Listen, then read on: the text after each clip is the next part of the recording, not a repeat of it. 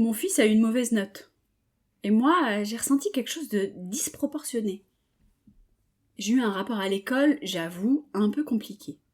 Il y a des années où j'avais l'impression de jamais tout à fait correspondre à ce qu'on attendait de moi. Les profs ne me voyaient pas, les notes ne reflétaient pas ce que je pensais valoir. Alors quand mon fils rentre avec une mauvaise note, il y a quelque chose qui se réveille en moi qui n'a rien à voir avec lui. Une anxiété ancienne, la peur de ne pas être assez bien, le sentiment que l'école juge quelque chose de profond et pas seulement de superficiel. Mon fils, lui, il pose la feuille sur la table, demande ce qu'il y a pour le dîner, il a déjà tourné la page. Moi, je suis encore dans la note. C'est là que j'ai commencé à me demander, est-ce que je transmets à mon fils mon propre rapport à l'école ?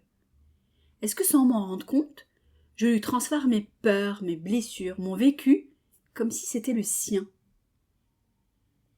Est-ce qu'on projette notre rapport à l'école sur nos enfants ? Et si oui, est-ce qu'on leur rend service ? Ou est-ce qu'on leur complique leur rapport à quelque chose qu'ils pourraient vivre plus légèrement si on leur laissait de l'espace pour ça ? Autrement dit, est-ce que nos enfants ont le droit d'avoir leur propre rapport à l'école ? Ou est-ce qu'on leur prête le nôtre sans le savoir ? En psychologie, on va parler de transmission transgénérationnelle pour décrire le phénomène par lequel des expériences émotionnelles, des peurs, des croyances se transmettent d'une génération à l'autre sans être nécessairement formulées. Par les comportements, les réactions, le ton qu'on prend, la façon dont on s'arrête sur certaines choses et pas d'autres. Un parent qui a une scolarité difficile transmet quelque chose à son enfant sur l'école sans même le vouloir, dans la façon dont il réagit à une mauvaise note, dans l'importance qu'il accorde ou n'accorde pas à certaines matières, dans le regard qu'il porte sur les profs.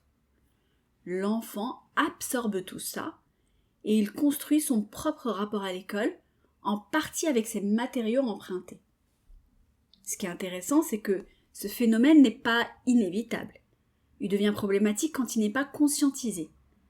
Un parent qui sait que son rapport à l'école est compliqué et qui le nomme, qui dit « Bon, moi j'ai eu du mal avec ça, mais toi c'est ta propre histoire », ce parent-là protège son enfant de la contamination émotionnelle.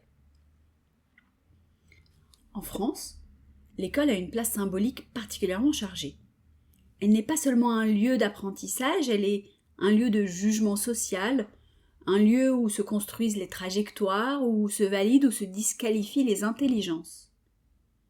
Il y a cette charge symbolique qui pèse différemment selon l'histoire de famille. Dans certaines familles, l'école a été le lieu de la réussite, de l'ascension sociale, de la reconnaissance, alors que dans d'autres, elle a été le lieu de l'humiliation, du sentiment de ne pas être assez, ou même de l'exclusion.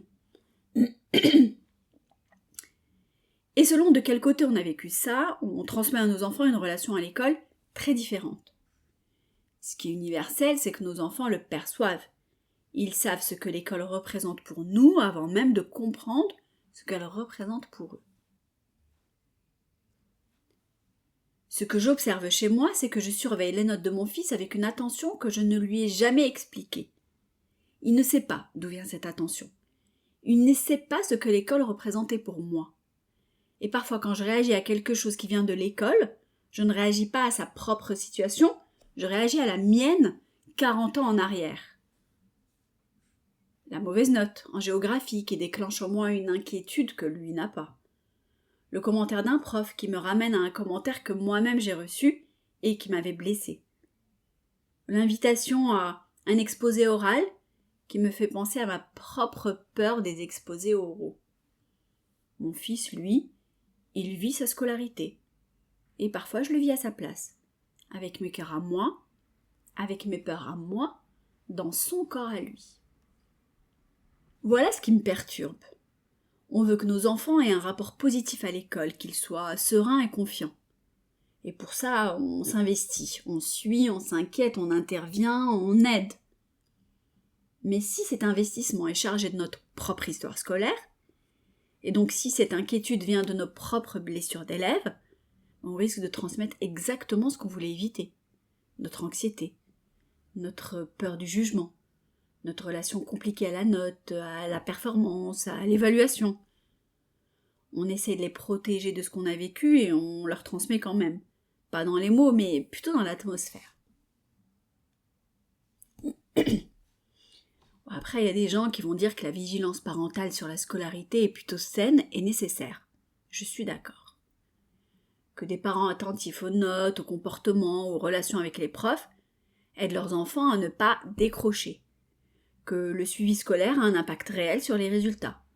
Et c'est vrai, les enfants dont les parents s'impliquent dans leur scolarité s'en sortent mieux en moyenne.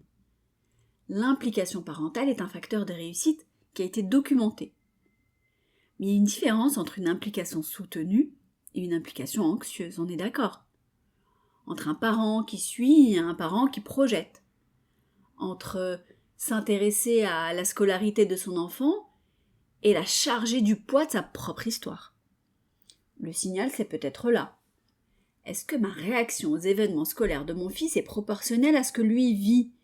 Ou est-ce qu'elle est amplifiée par quelque chose qui vient finalement d'ailleurs ? Des exemples. Réunion parents-prof où le prof dit quelque chose de bénin sur mon enfant, où je rentre à la maison avec une anxiété que lui n'a pas. Parce que le ton du prof m'a juste rappelé quelque chose. Ou un moment où mon fils me dit qu'il a un copain avec qui ça se passe mal en classe, et moi qui creuse, qui pose des questions, qui m'inquiète bien plus que lui. Parce que j'ai eu, moi, des expériences difficiles avec mes camarades. Et parce que sans m'en rendre compte, je le mets dans ma propre situation passée. Et puis il y a aussi ces soirs, où il rentre de l'école le sourire aux lèvres, sans se préoccuper des notes ou même des remarques. Et où je dois faire un effort conscient pour ne pas ramener dans cette légèreté des questions ou des inquiétudes qu'il n'a pas eues lui-même.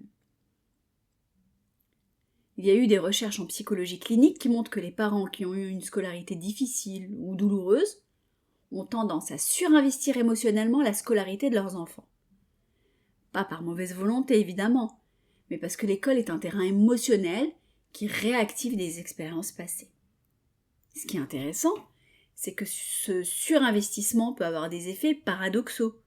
L'enfant, face à l'anxiété de son parent, peut aussi se surimpliquer lui-même pour rassurer le parent, soit se désimpliquer pour ne pas porter le poids de cette anxiété.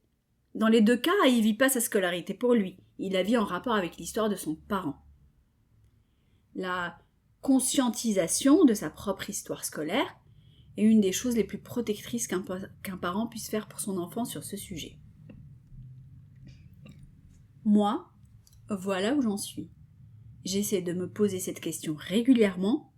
Là, ma réaction, elle vient d'où ? De ce que lui vit ou de ce que moi j'ai vécu ? Quand la réponse est de moi, j'essaie de ne pas ramener ça dans notre conversation, de lui laisser vivre sa scolarité à lui, avec son propre rapport aux notes, aux profs, aux réussites ou aux ratés. Et c'est pas toujours facile. Parce que mes réflexes sont rapides et mes vieilles blessures discrètes. Elles arrivent avant qu'on ait eu le temps de les identifier.